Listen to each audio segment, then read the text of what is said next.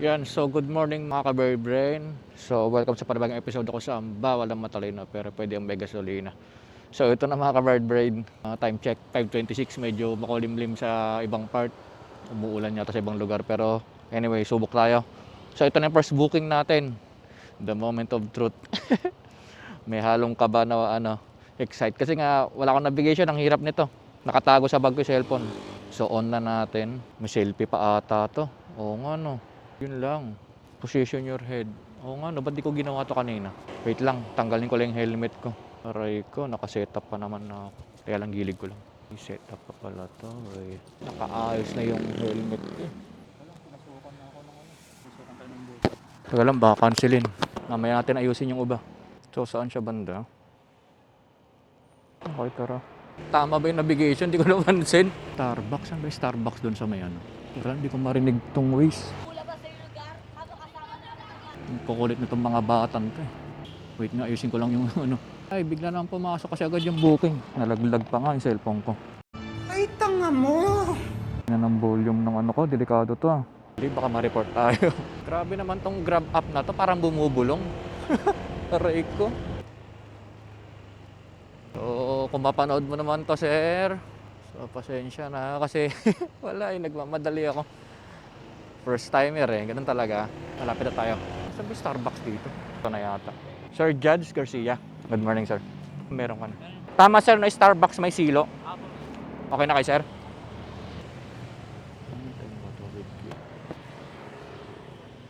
Yan ka, sir. Ang hina magsalita nung ano. Ang tawag dito? Grab. So, Grab pay siya. Hindi ko na siya na ano. So, may sarili siyang hairnet. So, okay na yan. Wait lang guys, ang hirap nito. Maswerte lang nagkataon yung lugar na na-pick up ko, alam ko eh. Wait lang, hirap. Tsaka ba't naka-auto accept? Off muna natin auto accept. Pero hindi eh. Ba't ganun? Oo nga pala kasi pipiliin ko nga pala. Tama. Wait lang, ayusin ko lang yung ano ko. Hindi pa ako prepare eh. Wait lang mga kabarber, ayusin ko lang yung headset ko. Hindi ko siya marinig. Grabe tong ano, waste. Kaya lang, pwesto lang tayo. Hanap tayo ng gasolinahan. So, hindi natin na libre yung first ride. So baguhin natin yung ano, ang ililibre natin is first cash na magbabayad. So since naka-Grab pay yun, kaya mo na. Dahil sa may Petron. Hina kasi nung ano, nagsasalita. Grabe tong ano na to. Hindi ko marinig. Tabi lang tayo saglit dito. Ayusin lang natin saglit. Ang malupit, hindi ko pa nababa yung passenger ano ko kanina. Baka magreklamo yun, no? Report ako. Ayaw pa angkasan yung motor. Wait lang, bossing, ha? Ang hirap. Pag ganito. Parang nakaka-pressure. Kasi una, hindi ko marinig yung navigation, ang hina. Kasi naka-open yung ano ko eh. Ino-open ko yung visor. Eh hindi ko naman pwedeng i-close yung headset ko na ano, yung Mala Studio kasi hindi ko marinig yung customer ko pag may sinasabi sa akin. Medyo challenging tong first ride ko. And siguro itong first day challenging to kasi nga ganun. So bibili tayo, kailangan natin bumili talaga ng cellphone holder. Ang hirap ng ganito. First ride pa lang, ano na tayo. Parang medyo pressure ng konti lang. So ready na. Hindi muna tayo magko-content ng maayos dito. Baka mag-verification na naman to. Okay, let's go. Waiting tayo ng booking. F. Blumentritt, Poblacion, Makati. So pupuntahan natin. Saan ba tayo? Pag F. Blumentritt, kaliwa tayo. Okay. Medyo madali pa tong mga customer ko. Swerte pa. Anong pangalan pala? Lagi ko nakalimutan i-check yung pangalan. Ma'am Bea. So, naka-cash. Ito, lilibre natin to si ma'am. Hindi dahil sa babae siya, no? Si sir naman kanina, goods naman ilibre. Nagkataon lang talaga si sir, nag-grab pay. So, sana kung napanood mo to sir, bawi next time. Ang ano pa naman ni sir, pag regular nang nag-move, sumasakay. Ang hina talaga nitong nitong headset. Paano ba i-recta ano to sa waist? Pagka or hanapin ko ng volume mamaya pagdating natin ng Poblacion. Sarap sana kung kabisado natin buong mapa. Kung kabisado natin yung buong mapa ng Pilipinas, no? Ito nga ba? Nagkamali tuloy ako. San Francisco nga pala. Mali, dun pala. Tama, San Francisco nga. Ang gulo kasi ng mapa eh. Ayun ang navigation ko. Sa pangalawa na to, mahina pa rin talaga. Para sa volume mamaya. Isa pa to, nakikisabay pa tong camera. Turn right. Tawid tulay lang to si ma'am. 80 meters. So nandun si ma'am sa loob kanina. Sorry ma'am ko. Mapanood yun. Ang hina kasi ng ano ko. Navigation ko. Huwag kayo iiyak. Sinanaantay ni tropang angkas. So turn right daw. Nasa F Blooming Street siya eh. So nandito siya. 60 meters, turn right. Nasaan na siya? Turn right? Wala namang turn right dito ah. Nasaan? Baka ito naka-block. Mali itong navigation. Good morning, Ma'am Bea. Tama ba yung ano? Pick up. Tama ma'am sa ano? Poblacion Padre Burgos, tama. Wait lang mama. Kalayaan. Padre Burgos.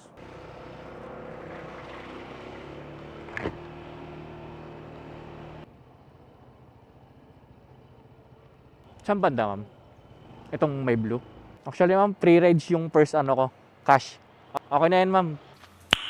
Nice. Free rides na ma'am. Okay lang ma'am, nag-ano ako.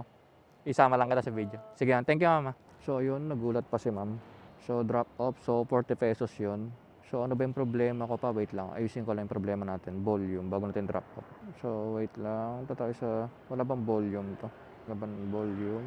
Service type. So mahina talaga siya, no? Palayo na tayo ng palayo. So susunod nito, may chance ang pahirapan na tayo. Iniisip ko kung paano ko siya i-navigate. So, ito, hindi ko nakabisado dito, mga ka-bird brain. So may chance tayo magkandaleche dito. Online tayo. Kaya lang, iniisip ko saan ako pupunta. Ay, bahala na. Sana papunta. May bibili kasi ako yan, beginner pa lang ako sa ganyan. X3 ba yan? Ha? X3. X2. Yung unang model pa yan, boss. Akala ko. X3 kasi yung binili ko. Wala pa kasi akong idea. Ang hirap ano yun eh. Yung maitutok sa'yo, Sa YouTube yun. I-reframe mo yun. i-reframe lang. Oo, sa YouTube ka magano, boss. Kasi ituturo yun mag-reframe. Kasi meron ako nakita pag ginaganon yung cellphone, saka mo makikita eh. Oo, pero kailangan i-edit mo kasi yun. I-reframe mo. Sa YouTube ka, boss, magano. Kaya pag-edit yan, Ha? may apps. Oo, sa cellphone or sa computer. Tapos may nakita ko AI na mismo siya mag-edit. Yun, pwede rin yun. Pangit eh. Oo, siya na kasi mamimili. Pangit. Sana yun, boss, sa YouTube. Sa YouTube. May mga tutorial yan paano mag-reframe. Madali lang naman na yun eh, pagka ano. Parang i-gaganon, i-scroll mo lang. Madali na lang yun. Saka yung pagtutok, hindi ko pa alam pa diskarte ng paano pagtutok na. Yung tutok, wala namang kaso kasi 360 yan eh. Kaya nga. Bali, sa reframe mo na yun, dadalihin. Ang gusto ko kasi yung habang umaandar ka, yung umiikot siya ng gano'n. Yun, pwede yun. Sa reframe yun. Pag ano, sa reframe yun. Dun niya magagalaw yun. Kumbaga, ikaw magtututok, pwede mo ikutin. Di ba makita mo pa ito? I-reframe mo lang yun. Pero yun sa apps, tuturo yun, tsaka may mga tutorial din. Pero maganda sa YouTube ka manood. Madali na lang yun. Sige, sige ba. Thank you. Matumal dito, mga ka-bird brain. Walang papasok dito. So, baba tayo. Ito ang problema pala pagka wala akong navigation. Kasi tignan mo, paano ako magpipik, di ba? Alang ang hawak ko cellphone ko. So anyway, tuturog naman to. Balik tayo ng tulay. Baka maraming nagbubuk doon eh. Tayo mag-start ng motor ko. Hindi niya madetect yung susi. So, let's go. Walang pumapasok na booking dito kasi lahat ng tao papunta dito. Naka-X3 daw si sir. So, madali na yun, sa reframe lang naman yun. Wala, hindi ko siya ma-entertain kasi nakatingin ako saan eh. Hindi ko siya ma-entertain sa niya. Gusto ko siyang turuan eh, pero siyempre nag-ano tayo eh. Wala kang pumapasok ang daming tambay dito. So, balik tayo doon, baba tayo doon kasi marami dyan for sure patawid ng Makati. Ayun, may pumasok. Teka lang, silipin natin. So, alanganin naman to. May huli ba dito? 20 seconds lang. Harbor Park Tower, Jeffrey sa papuntang BGC. Sayang. Itap ang unlock, makatanggap ulit ng booking. Sayang, di umabot. Pa BGC yun sayang. Mandaluyong, papuntang Olympia. Yung tanong nasan to? Nako, nasan to? Sir Mark. Brew Shot Cafe. Sir Mark. Sir Mark. Isip ko to, parang hindi ko nalak maigi. Actually, kung auto-accept ka, all goods eh. Pag gantong oras. Kaso nga, kabado tayo kasi wala akong navigation. Ang hirap. Uy, may nanguhuli dito. 80 meters. So, nandito lang siya banda. Saan yan? Brew. Yun. Lagpas na ako eh. Nandito lang siya eh. Itong mahirap pag wala akong navigation. Ito yata. Kim. Nandito siya. Ayun yata ay nakatayo. Sir Mark? Sir Mark po. Okay. Lito Store, sir, no? Lito Store. Pirisa. Okay ka na, sir? Mali.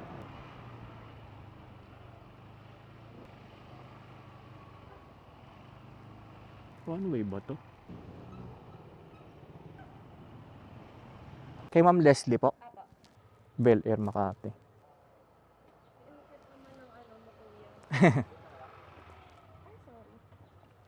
Sa B Corporate po, no? Apo. Halloween pa lang ako, kuya. Oo nga, no? Okay ka na, ma'am? Apo, lumabas mga tao.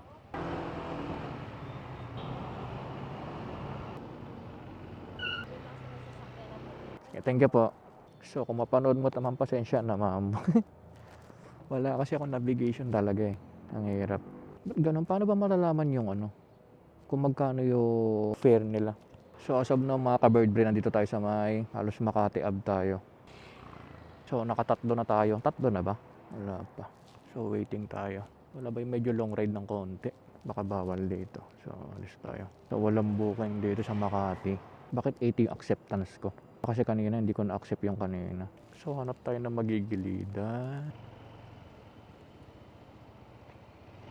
Sir Nilo? Apo. Tama, Sir Nolan Bangkowa. Sir? Pwede po kayo sa harap yun. Sige, hawakan ko na lang. Wait lang, Sir. Pasuyo, Sir, ng ano. Okay lang, suot ko na lang sa ano. Sige lang, Sir. Para makaupo ka maayos. Sige lang, Sir. Okay ka na, Sir? Okay, tara. Let's go. Ayun mga ka-bird brain, so bali voice over na lang to kasi nga hindi na ako nag-content talaga itong first ano ko ng Move It kasi nga medyo nahihirapan ako kasi wala akong cellphone holder and pangalawa naka-headset lang ako, so ang hirap. So itong habang hinatid ko si Sir papunta to ng ano ng COA, na-pick up ko siya ng Makati papuntang Commonwealth sa may COA banda. Then, ang last pick up ko is naka-pick up ako sa Payatas, then drinap ko lang sa may bandang Socorro sa Cubao. So, yun na yung last ride ko. So, naka 6 rides ako overall.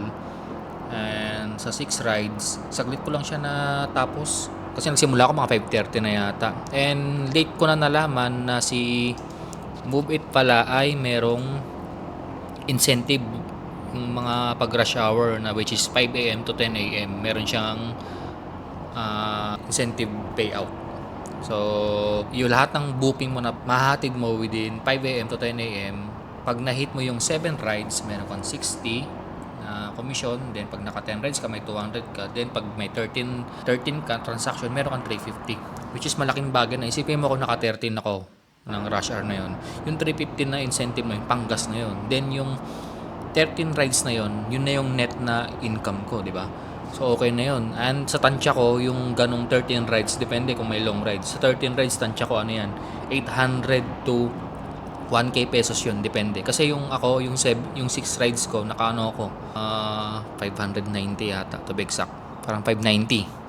Yung eksaktong amount nun, nung 6 rides na yun. So, tingin ko yung 13 rides, tingin ko, i-double up mo na yung, ano, kasi 7 plus 7, 14, di ba? Ay, 6 plus 6, 12. So, nasa 1,000 na yun. So, around yung 13 na yan, around ano yan, 800 to 1K plus 350 pa. Kung panggas ko yan, kaya full tank ko na. Within 5 hours, meron ka ng 1K. So ako, yun yung tatargeting ko pag mag-rides na ako ulit. Kasi malaking bagay yun eh. Saglit ka lang nagbiyahe, 5 oras ka lang. Although may part na bugbugan dyan, lalo na pag rush hour. Na yung mga 7 to 10, ang init niyan. Depende sa ano, tsaka matraffic na yan. 7 to 10. So yun lang, bugbugan. And pahirapan din yung 13 rides tingin ko. Kasi syempre, medyo dikit yung oras nga eh. Depende sa makukuha mo kung mga short rides o long rides. Then depende sa lugar. Kagaya nung napunta ako sa Commonwealth, yung si Sir, yung nakapick up ako sa Payatas nung pabalik na ako, grabe, walang galawan sa Commonwealth bago mag-circle. So ginawa ko talagang ano na ako, lumabas ako ng motorcycle lane, sabi ko bahala na kung ma-encap ako, sa isip-isip ko di na ako babalik dito. As in walang galawan talaga. Hindi ko na kasi na video, may battery ako dalawa, may extra akong battery, yung Ace Pro ko and X2, may extra akong battery. Pero hindi ko na siya sinalpak kasi nga, ano na ako eh, sabi ko, mag-booking na lang muna ako. Saka na ako magko-content na maayos ka ako pagka may cellphone holder na ako, hindi ako nahihirapan.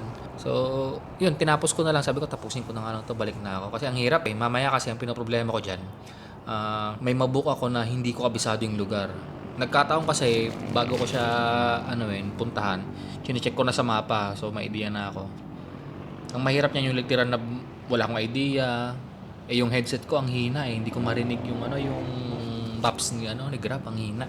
O dahil na lang siguro din sa ingay ng ayoko namang yung headset ko kasi pwede ko siyang yung hindi mo maririnig talaga yung nasa labas. Para ka naka-studio type.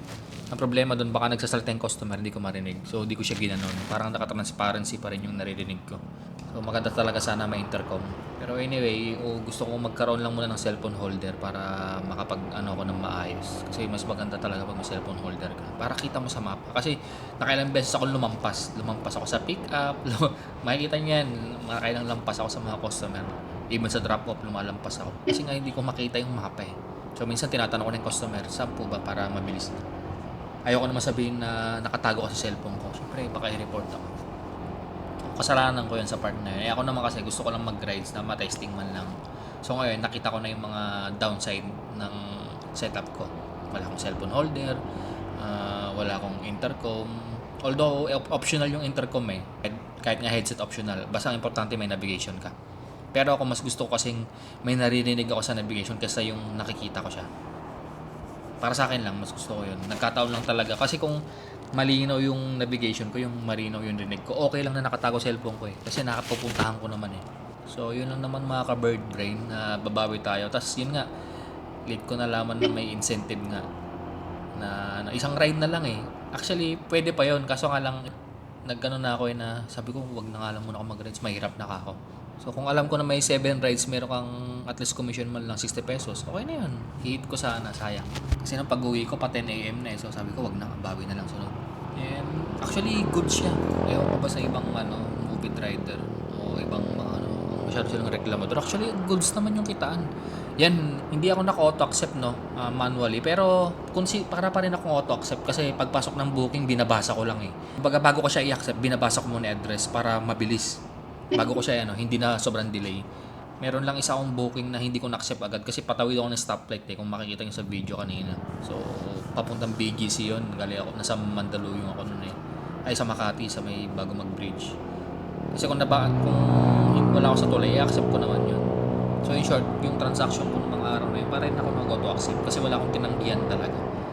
Nagkataon lang isa, kinapos ako sa oras kakabasa ng address.